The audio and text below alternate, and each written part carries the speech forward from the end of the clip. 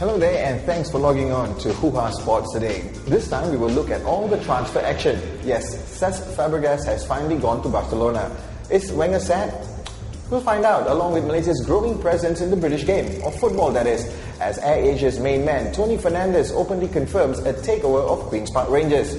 But first, Manchester City certainly lived up to expectations in their so-called big game, as described by Captain Vincent Kompany when they took on Swansea this morning. And they certainly bounced back from that Community Shield defeat to United and announced their Premiership intent after hammering the newly promoted Welsh side 4-0. It was a scoreless first half and with a few good chances, even one hitting the woodwork. But they turned on the heat in the second half right after Edin Dzeko's opener when £35 million Sergio Aguero made his Premier League debut. By the time the game ended, about half an hour later, he got himself 2 goals. And what an absolute fantastic return on investment. One Fernando Torres must be feeling a little uncomfortable. And manager Roberto Mancini sent a warning saying that, quote, he needs 2 to 3 weeks to be 100% after the Copa America. And that will put them level at the top with Bolton, ahead of United with a +3 goal difference.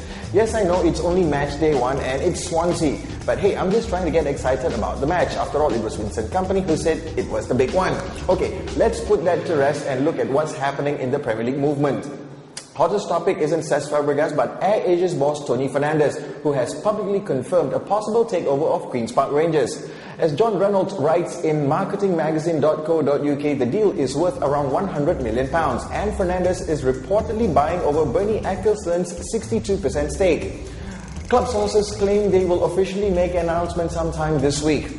Well, Tony was at Loftus Road on the weekend with Ecclestone's partner at QPR, the former Renault F1 team boss and mastermind of the Crashgate scandal, Flavio Briatore. And we were made aware of Tony's intention by MD1882 on our YouTube channel. And he wonders what we think of it. Well, what matters is his intentions, and will the club and the fans really benefit from this takeover? I know the fans are frustrated with the lack of money being spent by the current owners, and it's a valid point as they compared themselves to the other promoted clubs. Swansea forked out $5+ million, Norwich around $7 million. However, QPR only departed with £1.5 million, as some fans lamented that Briatore probably spent more on his summer holiday than to bring in players. Now back to Tony. First and foremost, he's a businessman. Secondly, he's a West Ham fan. Okay, that should not have anything to do with his allegiance to the club. But one thing's for sure, he definitely has the ability and resources to inject capital into the club. We will know when the deal is done. We wish him and all the QPR supporters all the best. Okay, for our final item, we will talk about Arsenal and Cesc Fabregas' transfer tangle between the Gunners and the Catalans. It's done. He's back to his hometown. And according to Arsene Wenger, Barca got him cheap because Cesc didn't want to go to any other club. But the Frenchman was philosophical about the Spaniards' move away from the Emirates. Yes, we lost a world-class player. And we are sad about it. We did fight to keep him. But in the end, we have as well to respect the desire of the player.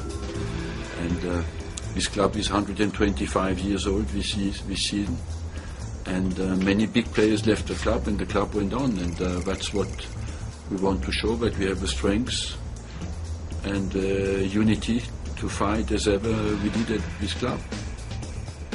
So he's gone. What about Samir Nasri? Has Cesc's departure opened the door for Nasri to go as well?